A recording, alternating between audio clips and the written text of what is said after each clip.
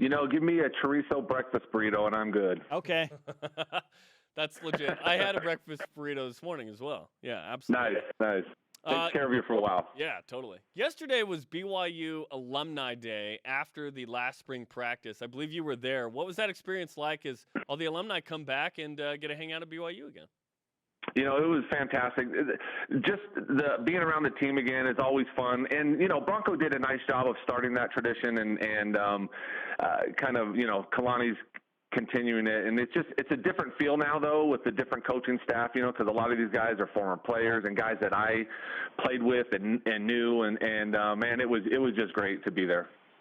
Eric Drage with us on BYU Sports Nation. And just so you know, Eric, Jerem got your autograph when he was 10 years old, and he wanted me to ask you if it's okay to sell it on eBay. I did not ask that. Yeah, sure. I mean, as long as you split the proceeds with me, I could get a candy bar or something. Yeah, I'll give you the $750. Yeah. I'd be shocked if it got that much. Eric, obviously you're involved as an alumnus of BYU football. How closely do you follow BYU football since you started here in the late 80s and early 90s? Actually, quite a bit. I'm a diehard fan. I'm watching everything. Not as much as maybe some other fans, right, that know everybody that we've signed and all their statistics and all that. But I'm a pretty close fan. I went to Alaska last year during the Utah and UCLA games, and we had to find a place to watch it in Alaska. So we drove about an hour each way to find a place that had the games on. So I'm a pretty big fan. Wow. How would you assess year one under Kalani Sitake as the Cougars went 9-4 with a pretty tough schedule? So I would call it a huge success. Going into the season with that schedule and everything and the new coaching staff, I figured, if we won 7 games and made it to a bowl, I'd be happy. So winning 9 games was great.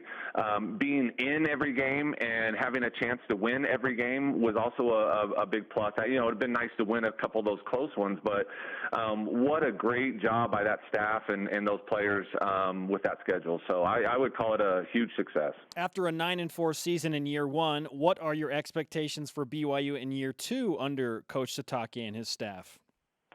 So for me, it's not always about the wins and losses, although that's a big part of it. So, for me, it's about improvement. Are we showing improvement as a team? For instance, the offensive line, right? I think that was a kind of a shaky point last year, and my guy, Mike Impey, will do a fantastic job of just showing improvement year in and year out, I think. And so as long as we're improving and getting better, not necessarily, it may not show up in the wins and losses, but we've got to show improvement, across the board. And this is coming from a place for you, not just as a wide receiver. I believe you're a coach now. Can you tell us a little bit about what you're up to now?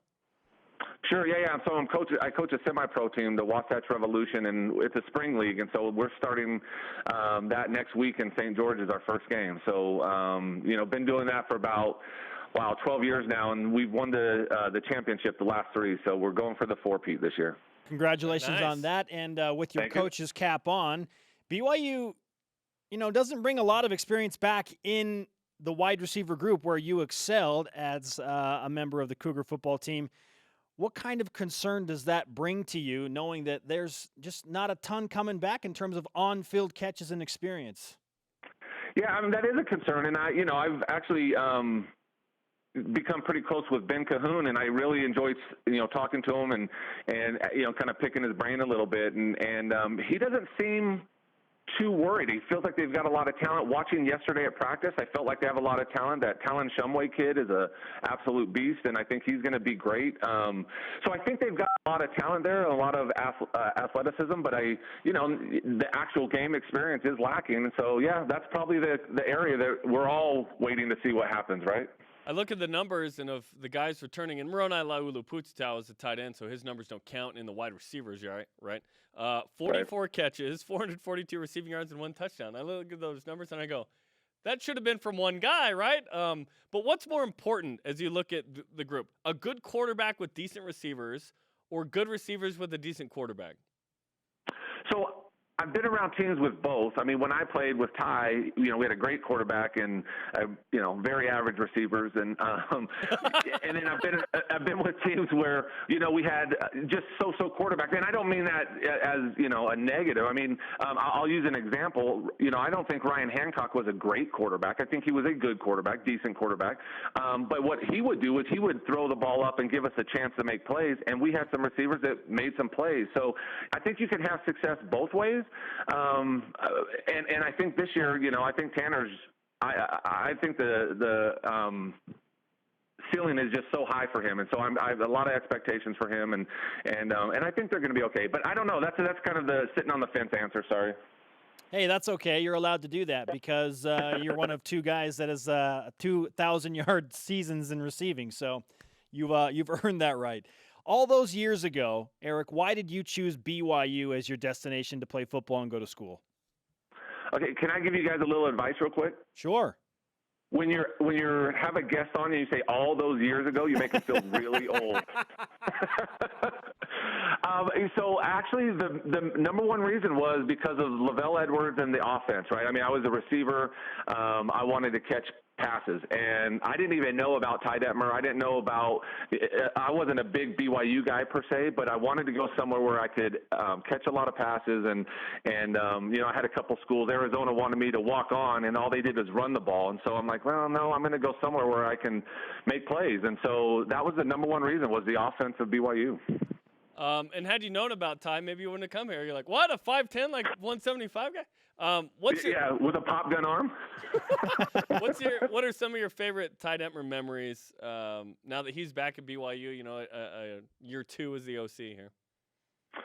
Oh man, so there's a lot. I mean, my freshman year, this is how I got introduced to him. He's over there holding his mouth like he's got a toothache, and he's like, "Oh man, do you have any cavities, Drage?" And I was like, "Yeah, I've got a few cavities." And he's like, "Oh, let me see." So I open my mouth wide as I can, and he looks inside with a big wad of dry grass and just throws it in. And as I'm choking, that was my introduction to Ty Detmer, and that's how he was all the time. Another good memory. We're watching film, and the screen is up. And for some reason, and so, Norm Chow says, "Hey, somebody pull that screen down." So we go over, pull the screen down, and Ty had taped a 6-foot cutout of Robbie Bosco on the screen, and when in his Heisman days, so Ty was always doing that kind of stuff, and always kept it light. So. I'm so glad we asked this question. Grass in your mouth? What in the world? That's funny. I know. It was bad. Eric Drage with us on BYU Sports Nation, one of the all-time greats to ever catch a football for BYU. What is your favorite moment as a BYU football player?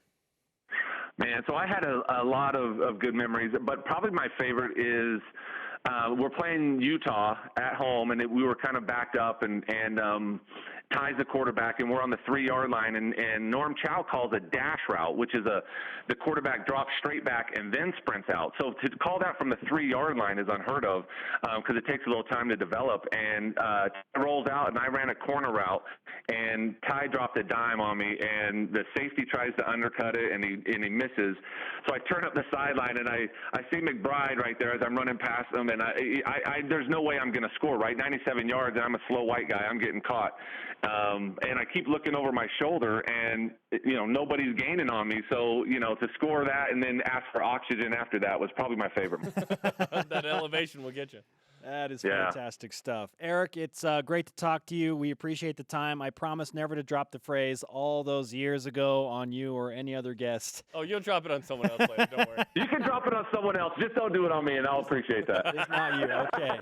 Hey, good stuff. We'll talk to you in the future soon, man. Thanks. Okay. Thanks, guys. Thanks for having me.